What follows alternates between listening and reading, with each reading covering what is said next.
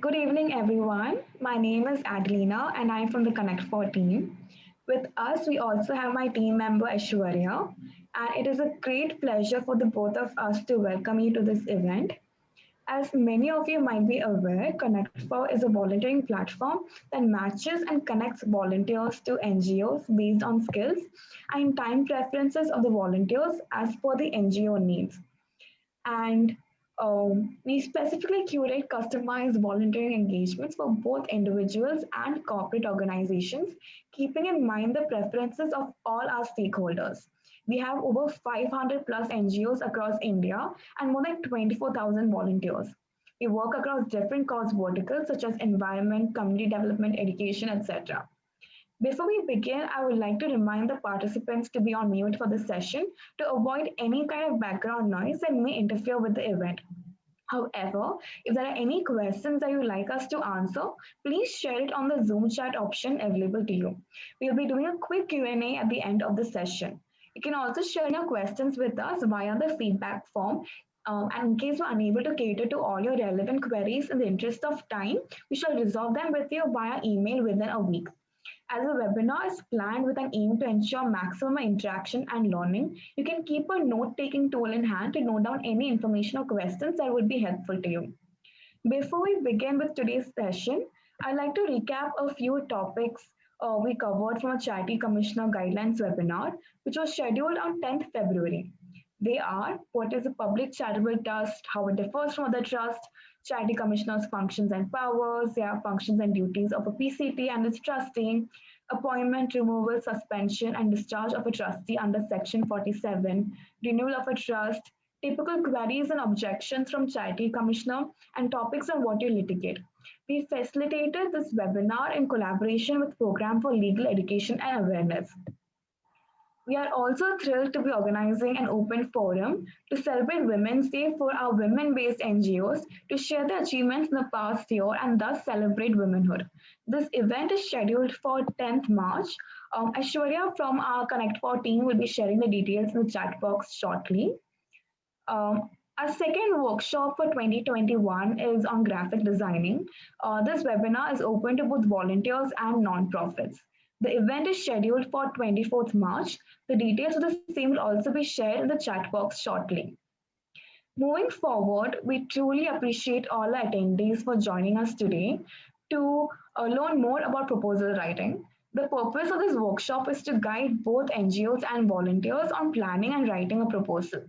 You'll be trained on the language, tone, and correct guidelines for proposal writing while addressing the purpose behind proposals and drawing parallels between the different kinds of proposals. This session will also be invaluable for the volunteers who have joined our call, as it would enable them to sign up for similar opportunities on our Connect4 website and support our nonprofits with this particular skill. I would like to now introduce you to all our speakers for today. We have with us Tanya De Silva, who is an engagement manager at our nonprofit advisory team at Satwa. Satwa, Tanya has led the sales and pre-sales unit within nonprofit advisory as well as delivered strategy assignments with a large multilateral firm and grassroots nonprofits.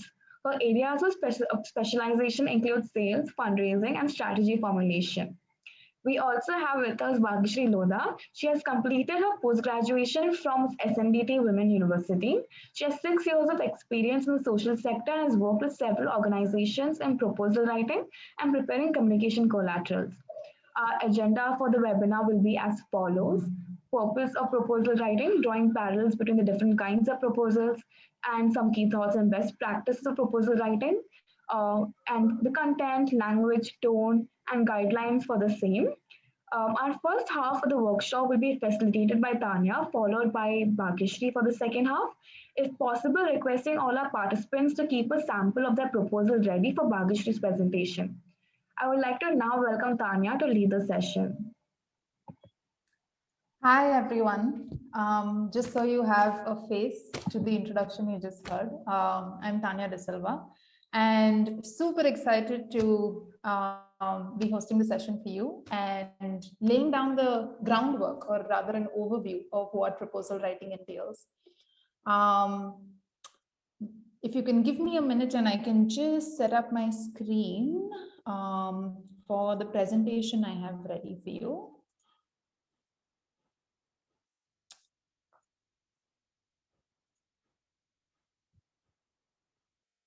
Adelina, if you can confirm that you are able to see my screen. Thank you. Yes. Fabulous. So again, thank you so much for having me. Super excited to share with you what I have done for a large part of my career, right? Which is writing proposals and actually managing proposal writing and pre-sales for an organization end to end. The purpose of the next 20 minutes, right, is for me to be able to share with you in a very sort of overview fashion, right, what proposal writing entails and what are some of the broad tenets one ought to keep in mind when one is writing proposals, right?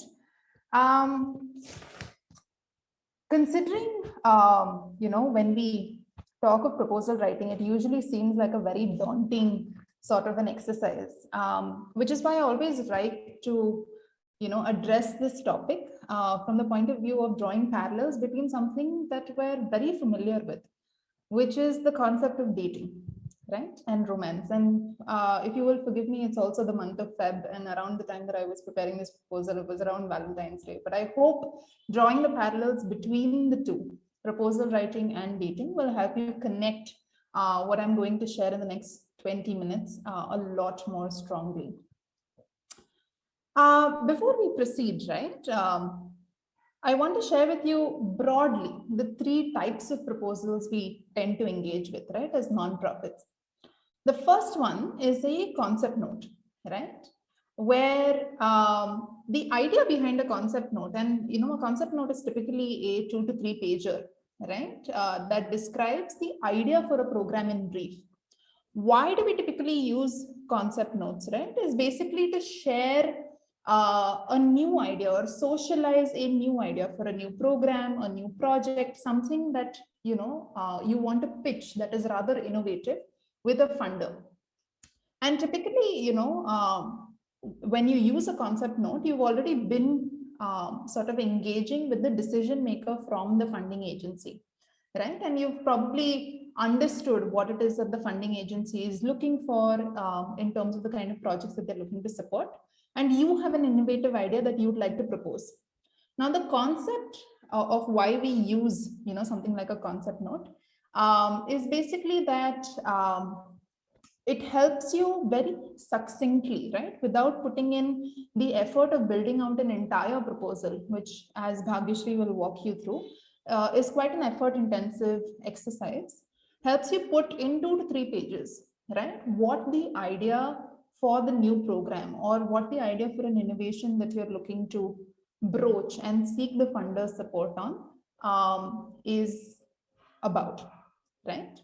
And how this concept note, right, is typically judged or evaluated is basically on the merit of the idea and how strongly it is able to connect to the funder's interests.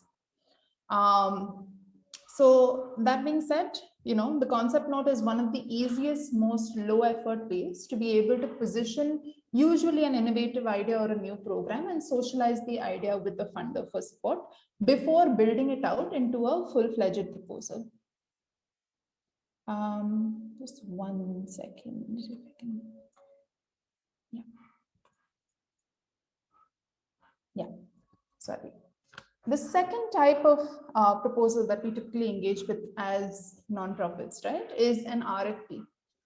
So for those who are familiar with the concept of an RFP, you would know that it is usually a corporate or a funder who's raised an open request for applications from NGOs to basically, share project proposals for their particular programs.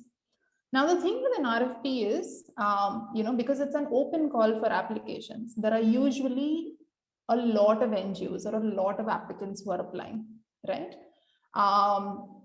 And typically you haven't yet met the funder because usually these are released on online platforms like NGO Box, CSR Box, etc. where NGOs are required to basically read through the RFP form, right? Understand what it is that the funder is looking for, and prepare and submit a proposal with details of their program, right? Usually, because you haven't had the opportunity to engage with the funder one-to-one, all you have to work off of is the specifications mentioned in the RFP proposal. So here it becomes super important to read the RFP document really carefully and follow it word to word. Usually in the RFP document, there's also mention of a point of contact, right, within the company or the foundation that you can address any questions or queries you may have to. So if there's some part of it that's unclear, you can have you can write to the SPOC and sort of get clarification.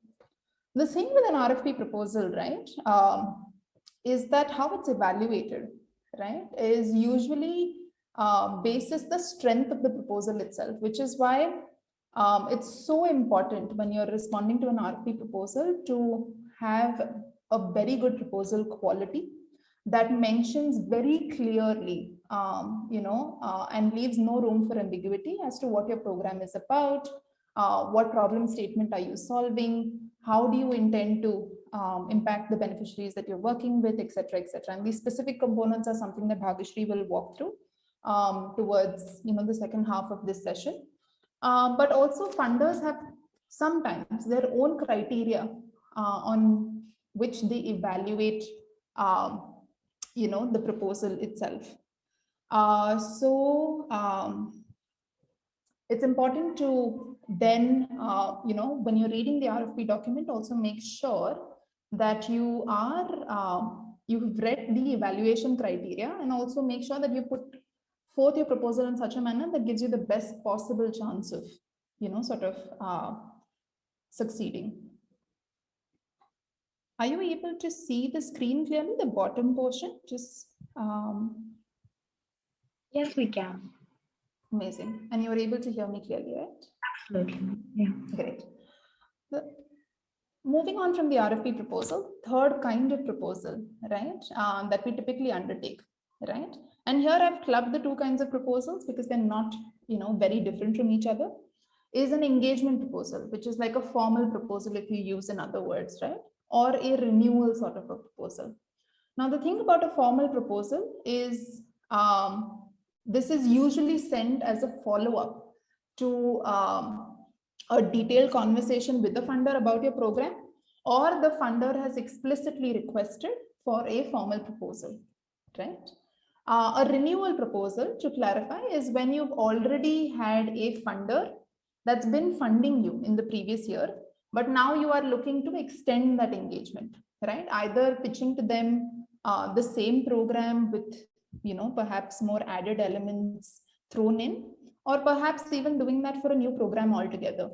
The point of a formal proposal usually is, in most cases, right, you've had the opportunity to engage with the funder, right? So there is an existing engagement that's already happened between a funder and, the nonprofit. The format of a proposal, right, is basically it contains of, several elements that we will walk you through during the course of the session. But it's really important in a proposal to have a very clear description of a program or a project that has details of your program, the methodology, what are the objectives and the outcomes that you are looking to undertake, and a detailed plan of action, right? I would like to contrast this to a concept note, which is more so a very high level overview of, the program. Versus, a full-fledged proposal that needs a lot more details added in. And the way it's evaluated is usually on the existing quality of the engagement, the proposal quality, and how, you've been able to, through the proposal and through your offline engagement with the client, with the funder, the, credibility of both the program and the organization. Right. So like I said, in order to make this super clear, right, RFP proposals can be likened to blind dates, right? Whereby In the concept of a blind date, you have no idea who's on the other end, right? You haven't met this person before. So it's very, very important to assume that the funder on the other end knows nothing about you. So communicating facts about yourself, clearly stating, the organization, what are its programs, what it does, and the value that you bring to the table, right, is very important. Leaving no room for ambiguity, no room for, sort of any sort of doubt or clarification would, hold you in good stead. Because usually in RFP proposals, the proposal is the only chance you have to make an impact and make a case for why the funder should support your project, right? The second kind of, proposal that we spoke about, right, which is outreach initiated leads, which is to say you've already had a chance to engage with the funder, right? Whether that is, either, at a very preliminary stage, pitch your program to them, an existing program to them, or talk to them about a new program that you'd like to run, right? So I would liken this to a prospect you would meet, right? Like a dating prospect you would meet via friends, right? Where you know a little bit about each other. You've had the opportunity to engage, to get to know each other. You've probably done your own due diligence and garnered some inside intel about the funder, through your own research, through sources. And you think you've understood what it is that the funder needs from you firsthand, right? So here, what you should focus on in these sort of proposals, right, is really communicating that you understand the kind of projects that the funder is looking to support, right? And really very strongly articulate the value that the organization through its program can bring, both in terms of the impact it will create on the beneficiaries, but also if there is a prospect of engaging with the funder itself, right? Whether that is by means of brand partnerships, whether in the case of CSR, if they're looking at employee volunteering opportunities, etc. If they have mentioned such a thing during a conversation at all, then that, sort of puts you in good stead, right? The third kind of proposals that we spoke of, right, are the renewal proposals, whereby here, it was, you can sort of liken it to taking an existing relationship to the next level, right?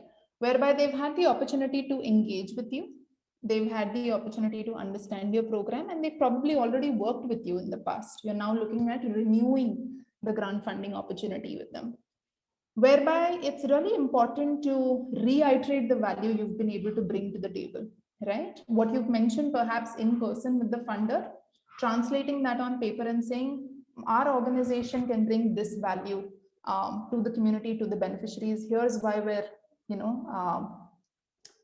able to do this really well.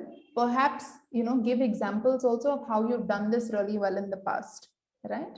And in certain cases where you're looking for renewal, right, where you're expecting an existing funder to support you in the next year, exploring opportunities of how you can add more value, that would also be super beneficial and put you in the best possible place to succeed. I'm able to move to the next slide, Adelina. Hello? Yes. Yes, Tanya? I'm unable to move to the next slide. Okay, yeah, okay. I managed to. No problem. You are able to see the screen, right? Absolutely, yeah, we can. Fabulous. So in terms of, writing a proposal, 3 things that you should be really mindful of, right? One is to be extremely pointed about and clarify in the proposal, right, what it is that I'm doing, right? This can be done primarily through, the following sections in a proposal that Bhagyashree will walk you through. But basically outlining the problem statement really clearly, talking about your organization and what are the primary programs it runs, right? Talking about the rationale and the justification for the project. Why do you think the project is important, right? and what are the intended objectives that the program seeks to achieve. The second aspect is how am I going to do it, right? Which is to say the nitty-gritty, or the methodology or the programmatic details, right? That funders typically evaluate feasibility of a proposal by. Which is to say, can we talk about the program methodology, right? Can we talk about the strategy for the program and the various activities you're looking to undertake as part of the program, right? What are the timelines involved? What is the budget involved? Who is the program team that's going to be running it, right? These are some of the details you want to include in this part of the, while evaluating if your proposal is fully comprehensive. And the third part you want to be really careful in articulating is, what am I delivering, right? Which is to say, I'm pitching this program to a funder, but what are the outcomes that it will look to create on the ground, and why should this program be supported?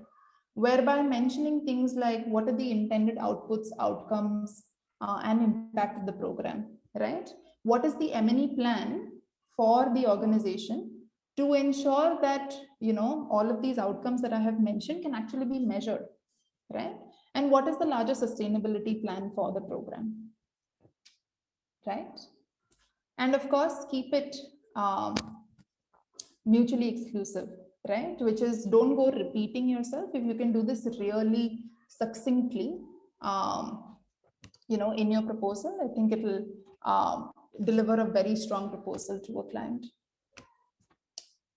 And finally, right, when you're looking to, I think proposal writing, like I said, can seem extremely daunting, but for a newcomer to proposal writing, right, I think some of the things you want to be mindful of, right? And think of this as think of writing a proposal in the same way that you would pitch yourself to a prospective, dating prospect. So typically, when you're going in to, meet, a sort of a date, what you're trying to communicate, right, is the same sort of premise I would also use in what you're trying to communicate to a donor through a proposal, which is I understand you, I understand what you're looking for, right? Which is really the part of the scoping process when you initially engage with the funder, to be able to understand and talk about not only you and your program, right, but also opening doors for the corporate or for the foundation to be able to share their idea of how they look to evaluate programs, or what it is that they're looking to, sort of support with NGOs, right? Talking about what you do as an organization and what you've accomplished thus far, right? Talking about, how there's synergies perhaps between you and the funders' work, right? And how your program is in complements that synergy, and describing a detailed plan for it, right? Then moving on to how can this program exactly, what are the intended outputs of this program? And here, in the context of a proposal, using a tool like the logical framework or the theory of change is super helpful, right? Then mentioning certain tactical details like how long it takes to deliver the plan, what is the budget required for this plan, who is the team that's going to be staffed on it, right? And finally, what are some of the risks and mitigation plans that we have in place to ensure that the program is run smoothly, right? So broadly, this is largely the premise I want to leave you with. Hopefully you've been able to understand that proposal writing is not super daunting. You can treat it as a communication with the donor, where you're really trying to present what it is that you do as part of the program, and also align what you do as an organization with the funder's interests as well. With that, I will hand over to Bhagyashree, who's going to take you through the specifics of what proposal writing entails. Thank you so much, Thanks, Tanya. I'd like to now welcome Bhagyashree to lead the session. Hi everyone, I'm Bhagishri and I'll be taking you through the detail of proposal writing. I like the way how Tanya has represented her proposal in terms of relating it to relationships, and I like the part taking the relationship to the next level. Uh, so I'll be sharing my screen. Alina, just let me know if you can see my screen. Yes, we can see your screen.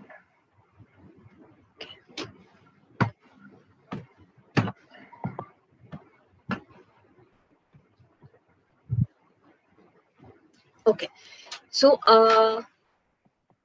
what do we understand by proposal writing? So before getting deep dive into proposal writing, first, I hope all of you have got your presentations, your proposals with you in hand.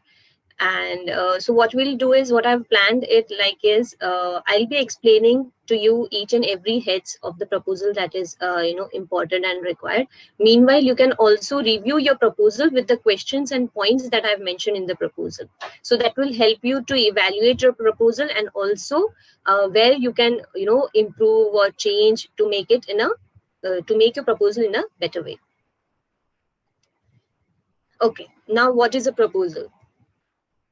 So proposal, basically it is a document that helps you, you means the organization, to ask funds from the NGOs, the donor agency. So it is basically, what does the proposal consist? It should have the justification of the project. Why are you pitching that project? Why do you feel that the project that you're pitching to the donor agency is very important? What are the activities that you're going to do throughout the project with the budget that you get from the donor agency? What are the methodologies? What are the approaches that you're going to use? Who would be the team involved in this project? And what are the resources that you would require during the project? So these are the things that is very important that any donor agency looks for. Now, we are going to look out all these points in the proposal structure, and it can differ from the types of proposal, as Tanya has mentioned earlier, but so more and less it's kind of very much similar. The content that goes in is very much similar what we'll be talking about for all the three types of proposals. Executive summary. So executive summary is the first part that is being read, and sometimes when as Tanya has also mentioned, that with RFPs, when the donor agencies are getting huge amount of proposals to them, so then sometimes they read only the executive summary. So sometimes it is the only section that is being read.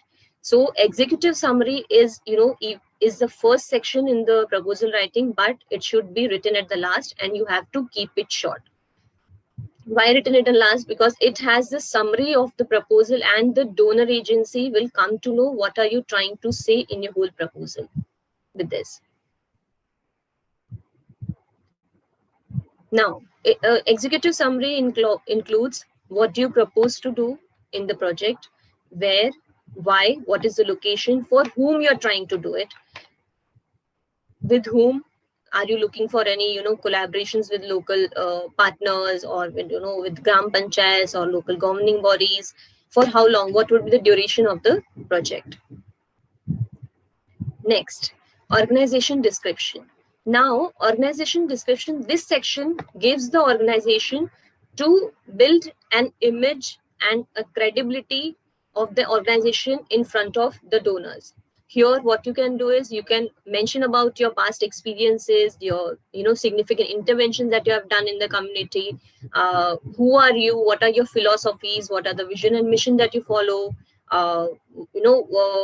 What you have done in the past. You can also there are some even for some donor agency, there are requirements that they ask for past projects that you have done. So you can mention those if if it is asked for. Even if you like, you would want these are, if you want to show that these are the significant changes that I would like to show, then you can go ahead and showcase those interventions of yours as an organization. Now, organization while describing about your organization, you can also show your organization structure, organization chart, or or organogram it can be called. If you follow a hierarchy where in the organization, you can showcase it like I have shown it on the left hand side. It is very simple. You can take it from this smart art. And if you follow a vertical structure, a flat structure, then you can always give the details of the members that you have in the organization with their designation, their names and the designation in a tabular format. Problem statement, goal and objectives. Now in problem statement, in this section, in problem statement, basically you're telling the donor agency what problem are you going to solve with this proposal. What are you stating in this proposal? What is the rationale behind doing it? So in this section, what you can do is you can support your statement with relevant data, statistics, and also past researches in support of your statement. And also you have to keep in mind that you have to say what are the immediate causes why this project is required in the community which you're talking about. What are the immediate causes? What are the effects? How does it affect the people? If what is the problem that people are getting in that community, you can tell that. What is scope and size of the problem? Now goal and objectives. What are the goal? What have you kept as a goal for yourself? As in you have to reach out to 1,000 children. You have to make 100 women literate, financially literate, or empowered or get trained in soft skills, or train youth in digital literacy. What is the objective? And objectives are the points which should be reached after the end of the project. So you have to be very clear in terms of the objectives that you're stating. What are the output? What are the purpose of this project that you're mentioning in the proposal? Geographic area and beneficiaries. Geographic area can be, you have to be very specific throughout the proposal. You can use the funnel approach where it is very broad, and then come down to the narrower section, and come down to the specific area, specific work that you're going to do through this project.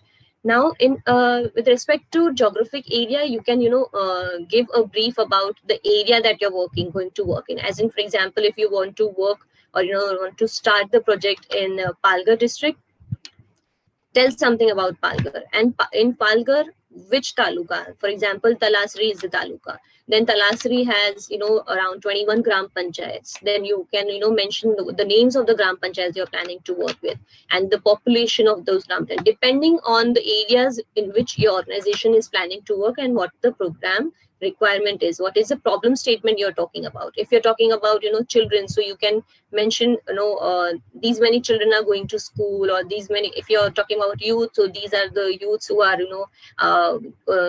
looking for jobs or are in colleges, so you can give their numbers as in demographic. You can also highlight your geographic area in terms of with a map highlighting those areas in which you're going to work. So that gives a representative visual representation in the proposal. Beneficiaries, who are going to get benefit from this project, from this proposal?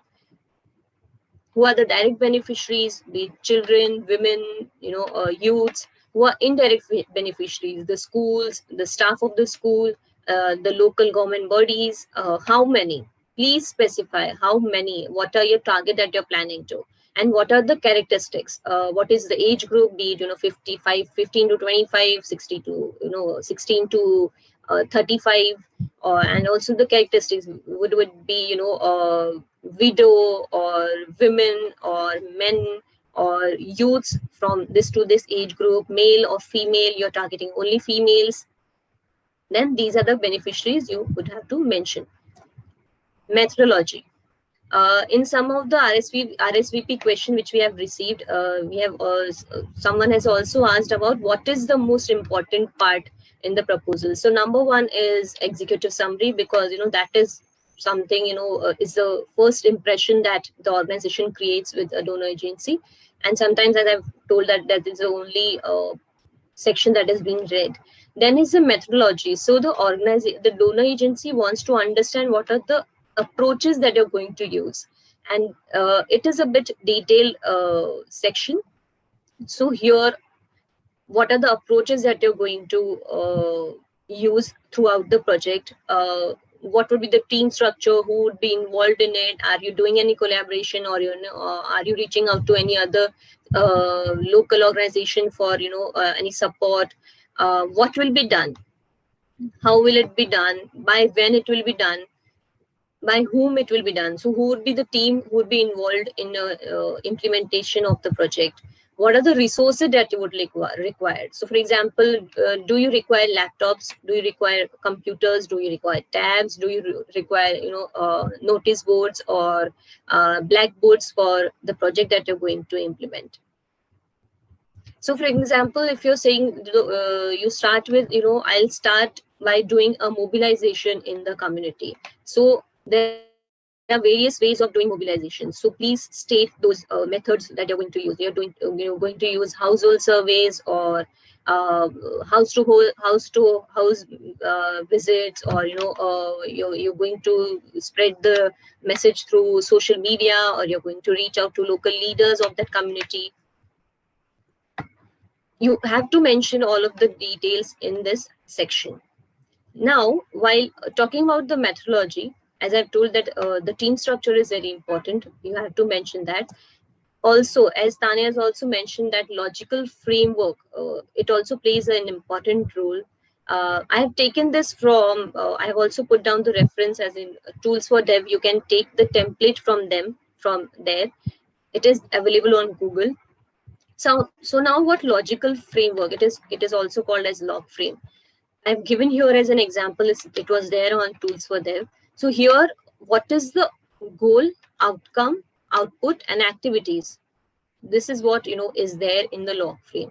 So depending on the organization's plan that you're approaching to the donor agency, you can write down here, and you can divide it in these sections. So goal, project summary. So what is the goal that you're trying? So for example, here the goal of that this organization who is applying for this proposal is they want to see 10% increase in the number of grades from 5 to 6 primary students continuing to high school. So what are the indicators? How are they going to assess it? So they're going to check it, they're going to assess it with the percentage that they have received. What are the means of verification? How are they going to verify whether whether that result is being achieved or not? So they can check on the school enrollment records, and what can be the risk and assumptions. They don't feel that here is there any risk. What are the outcomes? So basically outcomes is, you can also call outcomes as purpose of this organization. So what is the purpose behind this? So what is the purpose? Improve reading proficiency among children. They want to improve the reading proficiency of the children. So how it can be indicate or assessed? It can be assessed by taking asking children to read the books, or their reading proficiency can be checked. Then means of verification could be the assessment tool that they're using. For example, class tests, or midterm tests, baseline surveys. So these are the various means of verification. What are the risks involved in it? It can be that this self-confidence of the child is not good, so they might to work on their self-confidence. What are the outputs? So basically outputs are usually in numbers. Outcomes are it is stated as the purpose of the project, and outputs are measured in numbers. So how many numbers, how many children they are looking at? So 500 from grade 5 to 6 students. What are the indicators? How are they going to measure whether the 500 students are coming or not? So they'll organize reading summer camp. How are they going to verify it, whether they're coming or not? So they'll have attendance records, notebooks, records in notebooks, or enrollment number. Depending on your organization's proposal or project that you're trying to approach, you can modify it to that. Then what are the risks involved? children apply what they have learned in the summer camp, and these are the risk as well as the assumptions can also be mentioned here. Activities. So what are the activities which is very important that you're going to do throughout the project? That is also very important. So they'll organize summer camps. For example, for other projects, I can give you some examples, as in to organize training for youth, or to make them peer-to-peer learning or buddy learning, that can be done. So these are all various activities.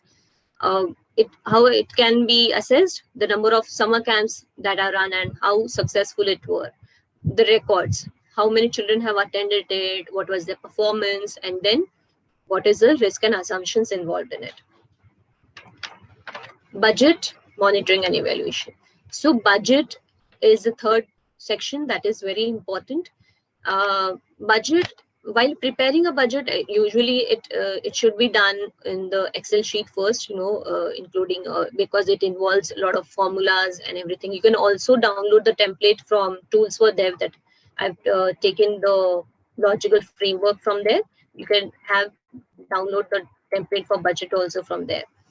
Follow the donors guidelines. It is very important to follow the donors guideline while creating a budget, because you have to, they also have to be sure that our budget is being utilized properly, and also whatever the line items that you're involving in the budget, be sure of what you are putting it up in the budget. And also there are times when the donors can ask you questions saying that why do you feel that this is important. So there are times when organization themselves put the explanation to the line items, why are these required, why are the laptops required for the project, why are the notice boards or blackboards are important for the project. You can explain those line items also.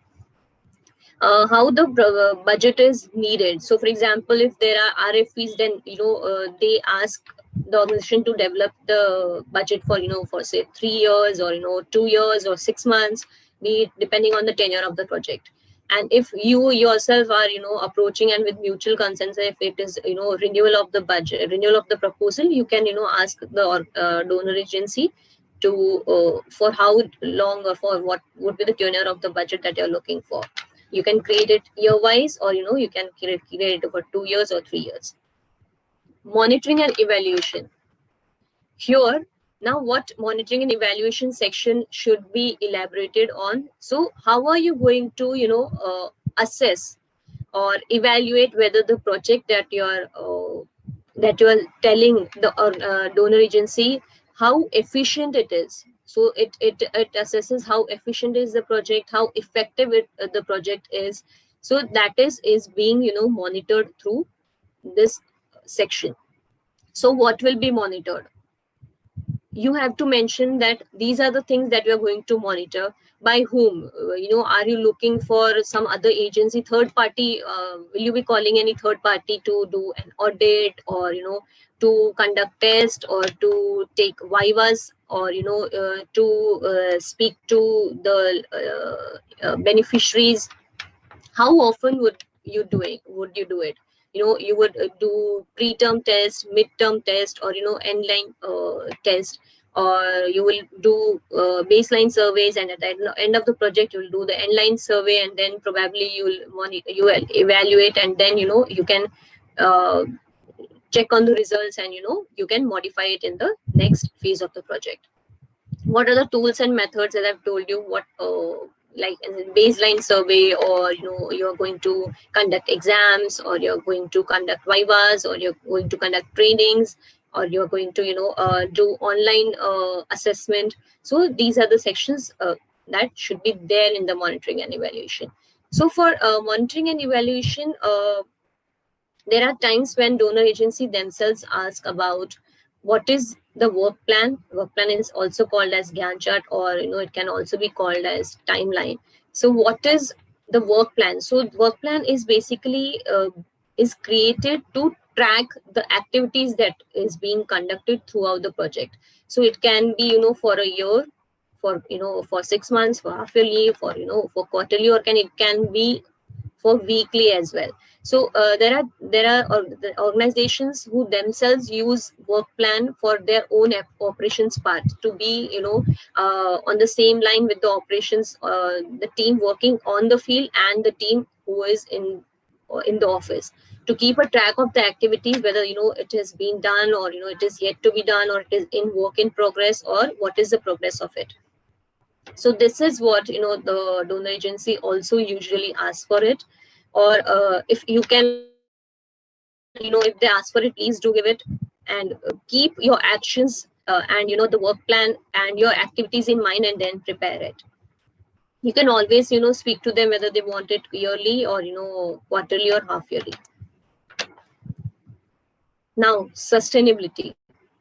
Here, the donor always wants to make sure that their fund, whatever their fund is going to the project, it should last long, right? It shouldn't go as in, it shouldn't end after the project or after the organization is phasing out of that area. So the donor usually makes sure that the investment that the donor agency is doing is lasting long, and that we as an organization, the NGO, has prepared the phasing out of that project from there. So who are you going to hand over that project to after the completion of the project? So for example, I have managed and handled myself couple of projects in rural area and in urban area as well. So while doing a project in rural area, the CEO of that district have asked us to put up the sustainability plan. After after the NGO, you are going to phase out from this project after, for example, 3 years or 5 years. So what will be the sustainability of the project? How it going to sustain after you phase out? So what would be the long term? So they have asked us to make that plan, and what we have done is we have because it was in the Gram Panchayat, so we have planned it in a way that after we coming out of that area, the local people from there and the local Gram Panchayats would take care of that project. So that way the government, the CEO of that district was also confident about the project. Yes, we have trained them for 3 years, 5 years, and now they can take it forward. So what is the long term plan of the project that you're trying to pitch for? Whom are you going to hand over it? Like we have done it to the Gram Panchayats. Are you looking for further funding? So do you as Tanya has also mentioned, that do you want to renew it, the project? Are you looking for first time you're looking for to do it for 3 years, and then you wanted to extend it? Annexures. So the annexures are basically these are the list of documents that are being asked by the donor agency usually.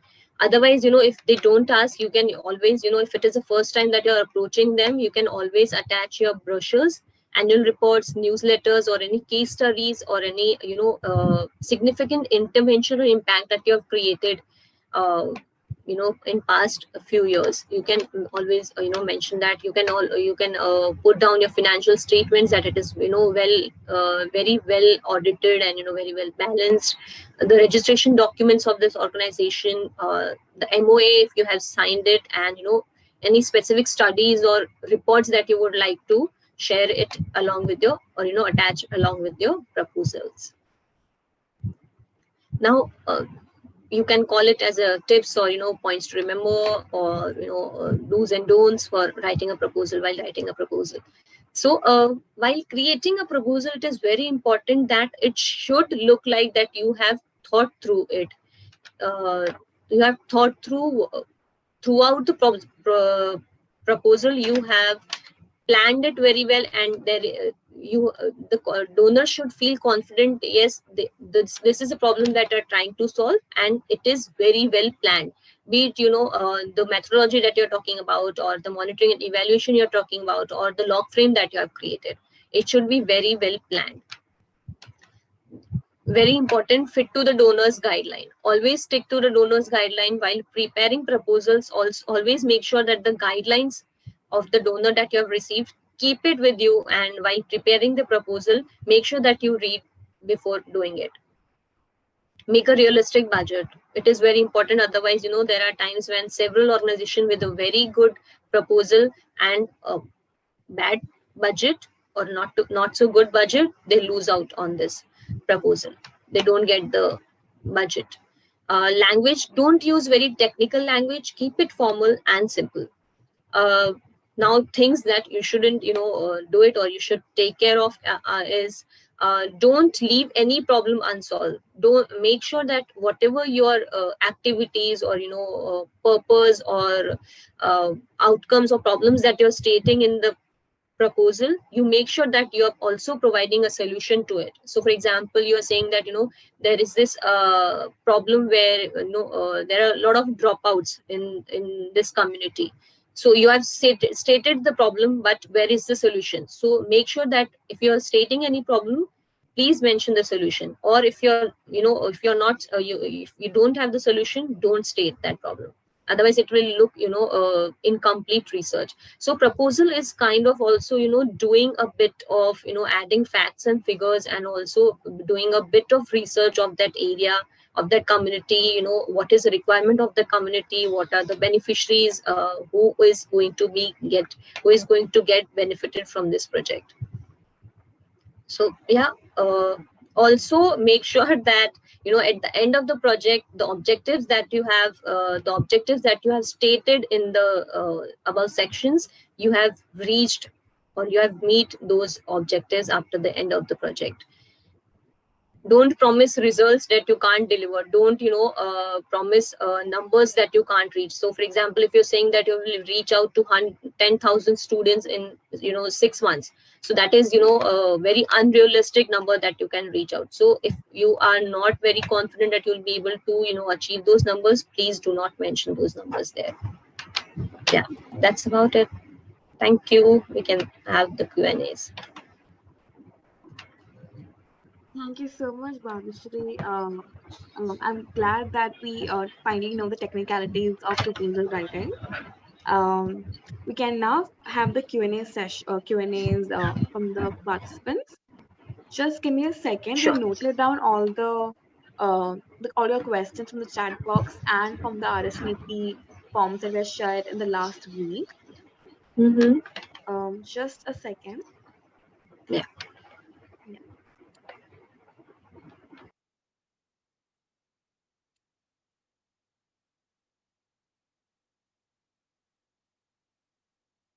All right. Um, so the first question, I believe, is to Tanya. Through what platforms we can know or access RFP information? Can you share some online sources?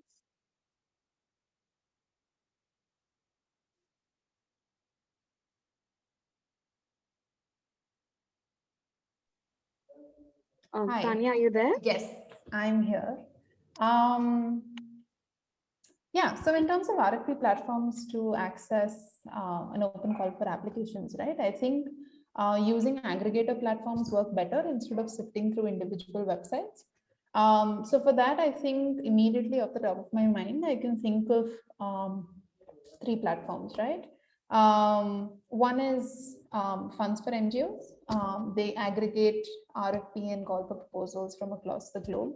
And they've categorized it also by various thematic areas. So it will make it easy for you to sift through them as well.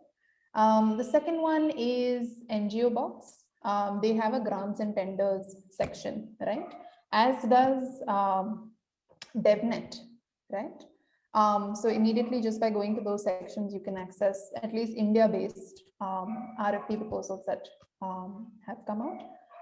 DevX is another platform that's international that aggregates RFP proposals, not just from funders, but also some of your multilateral organizations. They are slightly on the pricier side, so not accessible to every NGO. But I think even if you stick through Funds for NGOs, NGO Box, DevNet, right, would be a good starting point. Also, it helps to be involved in informal circles as well. I think a lot of us in the development sector are part of certain communities like Dev Creative, etc.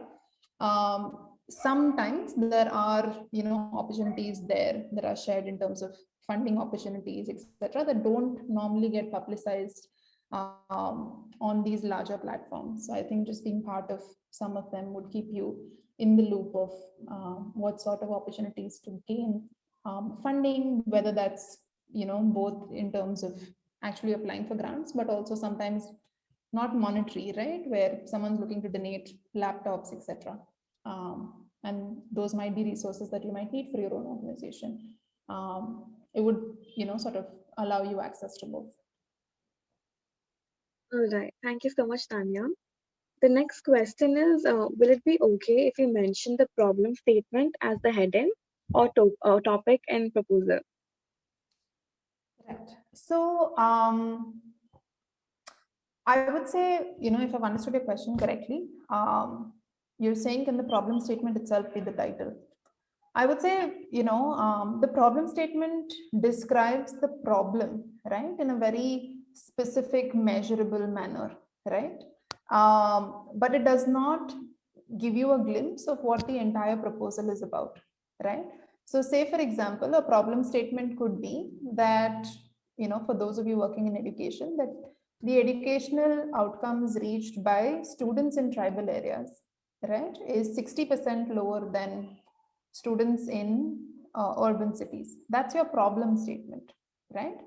I would say as a title of a proposal, it should be representative of what the entire proposal is about. So it's better to say improvement of student educational outcomes for students in tribal cities. Improvement in educational outcomes for tribal students through mobile vans. Say, for example, that's what your project is about, right? That's more representative and gives a funder a glimpse of what exactly the proposal is about rather than just the problem statement. So clubbing, making it more of a solution, right, and incorporating that as a title of the proposal would be more apt. Thank you, Tanya. The next question is, what should be the format or outline of a concept note? Yeah, so I was just, thinking through some of this.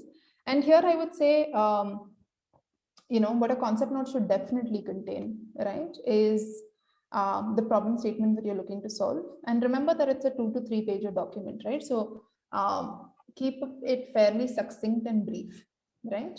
So it should definitely include the problem statement that you're trying to, sort of outline, make it, very succinct, very measurable, very specific, right? It should give a glimpse of what it is that your organization is doing and what your innovative idea is, right, to be able to address that problem statement. It should very briefly take into, also describe the activities that you're looking to undertake as part of this innovative idea that you're looking to develop into a program, right? It could broadly, if you have it, it's not absolutely necessary. Talk about, the timeline for the project. If it's not there, that's, it's good to call it out.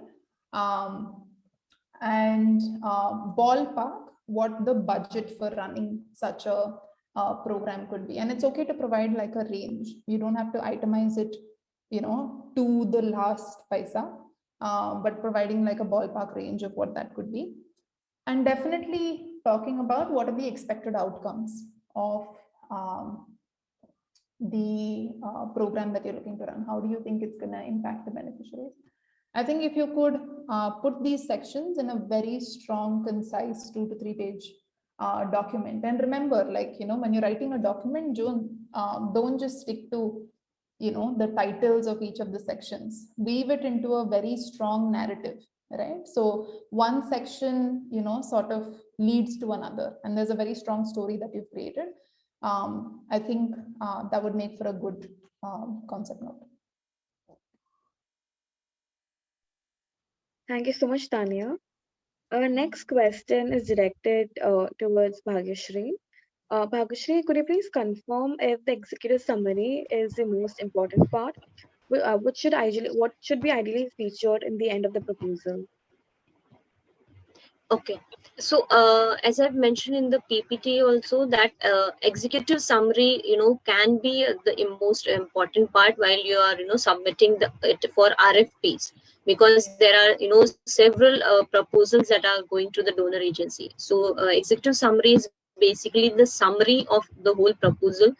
It involves, the problem statement that you're trying to, state, you're trying to solve, what is the methodology. It is a brief paragraph that you're mentioning in the proposal, and it should be in the first part. It shouldn't be at the end of the proposal. Yeah. Thank you so much, Bhabishri. Our next questions, set of questions are from the RSVP forms. The first one is directed to Tanya. How do we get funds before 12A certificate? Right. So typically what, nonprofits look to do, right, is before they have their licenses in place, they look to raise funds from friends and family, right? If they do manage to connect to a funder, right, and the funder does request for a,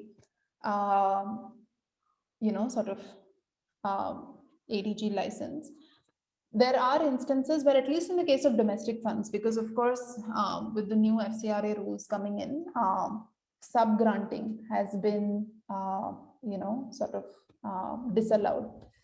So I think, at least for the case of domestic grants, smaller organizations can work with, organizations that, or have partnerships with larger organizations that do have their licenses in place, and can look to, have the larger organization be a recipient of the grant, while the smaller organization, that is you, right, the organization without the 12A or ATG licenses, can look to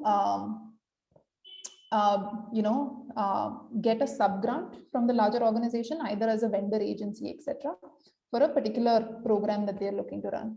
This requires that you have an equation with the larger organization. You have those preliminary conversations, etc., saying, would this be okay if we align ourselves with you, and you can, actually receive the grant on our behalf, and then we can, sort of get it as a sub grant, or, like a fee for a program that we're running, right? Another avenue, right, that is more opportunistic, is that early stage organizations look to, apply for prize money or incubator funding, right, for, sort of supporting the operations of their initial few years until they're able to get their licenses in place. Yeah, so those are the options that are available. Thank you, Tanya. The next question is for you. Referral resources for research before proposal writing. So we're going to have to, sorry, that was resources for proposal writing. Yes, referral resources for research before proposal writing. So we're going to have to get back to you on, can someone clarify by resources, what exactly are the kind of resources that you're hoping to, sort of Right. secure? So if the participant who had written this question down in our form, if they could clarify this question in our chat box, it would be helpful, and we can come back to you immediately. Or you can write to us on the feedback form, and we can clarify it offline.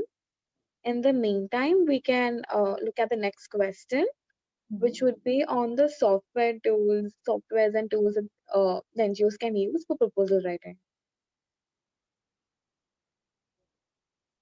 Tanya and Bhagishri, both of you can take this question up. Yeah, so in terms of, softwares and tools, you basically don't need to complicate it too much. A proposal can go in as a Word document, like a Microsoft Word document, or if you, prefer to make it more visual, you can use PowerPoint as well, right? So these are definitely the two Microsoft tools that you can use. For, like visual aids, like if you want to create graphics, etc., I recommend this tool called Canva.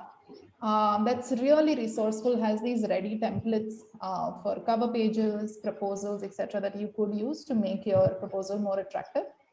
For icons and other visuals that you'd like to use, right, I'd recommend flat icons, right? They have this fabulous connection of icons, etc., that you can use to make your proposal a lot more visually appealing. In terms of actually, writing a proposal, ensuring that your grammar, etc., is intact would be great. So for that, I'd recommend Grammarly, right? It's a platform that helps you just correct any grammar related challenges. It suggests better words, etc., just to ensure that the language and the tone of the proposal are a lot more cohesive. Bhagyashree, would you like to recommend any? No, pretty much you have covered everything, Tanya. But usually, what now or donor agency have started doing is, they have themselves created templates, and they have started giving it to NGOs. These are the templates, or these are the content that we would need it. And basically, all of them are in the Tableau format. They don't want too much of content and designs. And also they don't want the organizations to put in efforts to make it visually very interesting or visually very appealing, because it is all about the project or about the approach that you're trying to mention in the proposal, and also what is the problem statement there. So basically the language should be simple, as Tanya has told, that Grammarly would be really helpful to do changes and minor corrections in your grammar, and keep it simple. Don't use too much of technical languages or terms. That's about it. Otherwise, Tanya has given it. Thank you so much, Bhagyashree and Tanya. The final two questions are for Bhagyashree. Can we mention the final budget figure in one line in the executive summary, or on the last line? Yeah. Usually organizations do not do it. They avoid doing it because basically their focus is on the problem statement, because if the problem is very well researched, and it is really the need of the community. That also depends on the types of proposal that you're writing, right? So for example, for RFP, they already have the design designated budget for that project, so there you don't have to there's no need to mention the budget there. While for other proposals, usually we do not organization do not mention, and even the donor agency do not prefer in one line in the executive summary. Let it them go through the summary that you have executive summary that you have written, and then later on it can be worked on. Basically, if it is if there is any connection or conversation that is going on between the organization and the donor agency, they can always get in touch and discuss what the proposal can be, or we can work on this proposal, like these line items are not very important, you can avoid or skip these line items, and also why these items that you have mentioned the proposals are important, they can mutually discuss. But I would suggest please avoid mentioning the budget in that section. The next question: how much contingency expenditure should be added to the final budget in an ideal number? Actually, Adelina, I would have to get back to you on this, or maybe we can reply on mail to them. Okay, sounds Yeah. I think an ideal, it should, I think a 3 to 5% is allowable. So I would keep it within that range, definitely not exceeding 3 to 5%. All right. So ideal range would be 3 to 5%. The next question is how much contingency expenditure should be added to the final? Okay. Got it. That's the same question, 3 to 5%. All right. That is all for today. Thank you so much, everyone. So we can now conclude by thanking Tanya and Bhagyashree. We have all gathered really excellent insights for today. Thank you, everyone, for joining us for the session and for being a wonderful audience. I request you to please fill the feedback form, as it will help us to curate many more sessions like these. My team member Ashwarya will be sharing the link of the form with you all in the chat box right now. As mentioned earlier, if you have any questions that have remained unanswered in this session, please put in your queries on the feedback form and we can request our speakers to answer the questions offline. We hope to see you all for Women's Day special panel discussion with our very own partner NGOs Maina Mahila, Shrujana Charitable Trust, and Durga. The event is scheduled on 20th of March. The details we share with you all via email and via the chat box. Our final webinar for this quarter is a workshop on graphic designing. This webinar should be organized, is being organized in collaboration with Shebang and it's scheduled for 24th March 2021.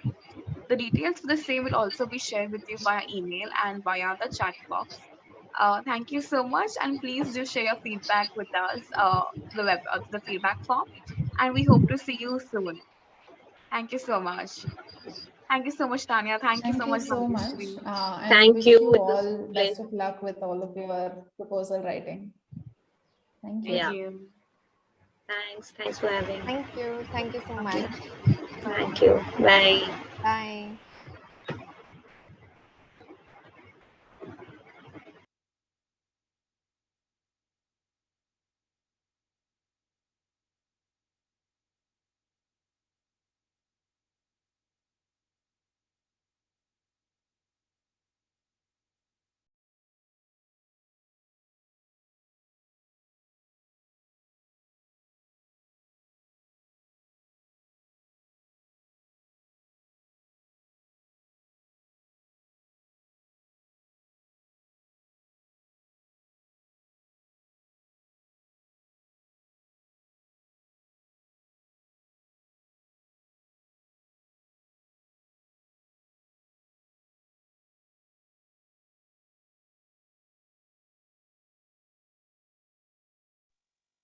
Ashwarya, you can end the call.